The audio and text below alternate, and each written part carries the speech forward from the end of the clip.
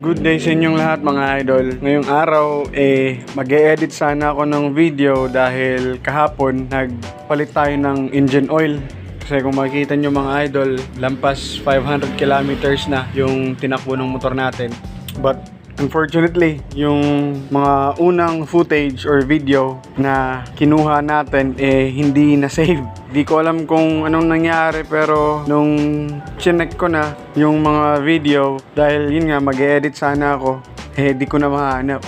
So kaya ito, gumawa na lang ako ng panibagong video ulit para i-share sa inyo kung ano yung engine oil na ginamit natin para dito kay Flash 150X. Kahapon pumunta tayo ng Casa mga idol, since malapit lang naman dito sa amin. Nasa Rotonda lang.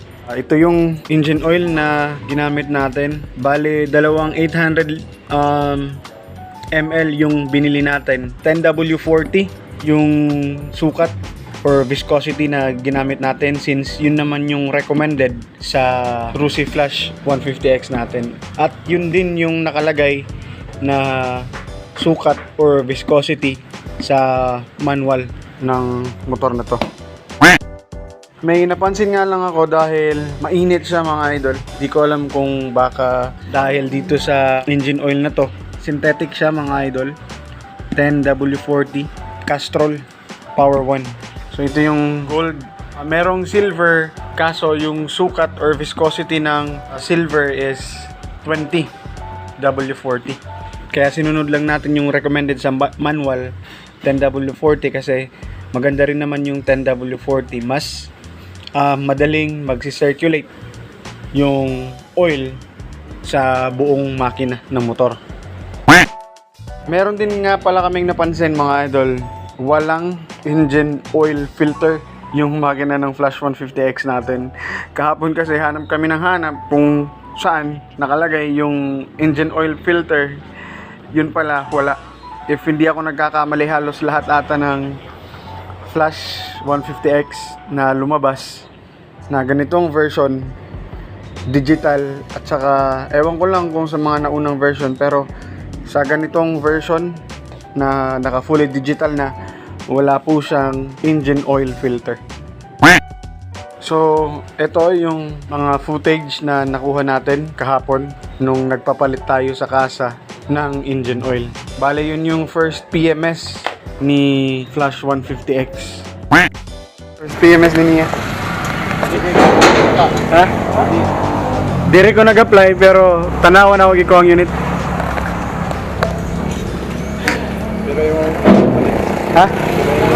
Ito motor boss. Hulugan lang ito. Sa video na to mga idol ay sinubukan kong hawakan yung langis. Kung mapapansin nyo mga idol, parang malabnaw yung langis na nilagay dito sa Rusi Flash 150X natin. Para lang siyang tubig mga idol. Kaya recommended talaga mga idol na magpalit na ng langis kapag nasa 500 kilometers na ang tinakbo or odometer ng mga bago nyong motor. Ha?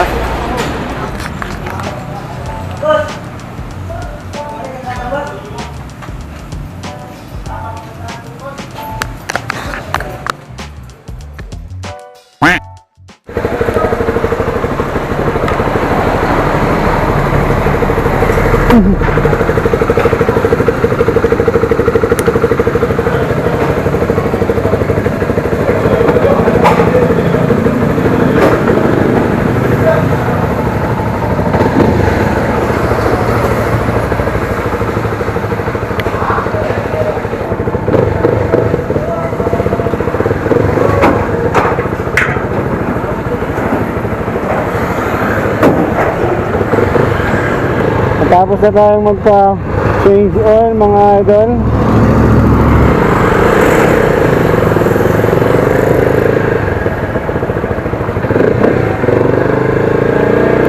So bukas babalik pa tayo doon mga idol, kasi babaklasin yung side fairings mga idol para makita kung ano yung tumatama tuwing nalulubak. So dumadaan tayo sa lubak. Kasi lumalagotok talaga sa mga idol. Hindi sa shock, kundi sa may fairings banda. Tsaka sabi rin ng mekaniko mga idol na i-adjust daw niya yung fairings para magkaroon ng clearance sa gilid sa pagitan ng radiator at ng side cover or ng side fairings. Sabi kasi ng mekaniko mga idol, ito yung tumatama. Ito, ewan ko kung kita nyo ba sa camera, pero itong part na to yung tumatama. Ito yung nalulubak. Ito yung tumatama. Itong tawag na ito, itong silver na to.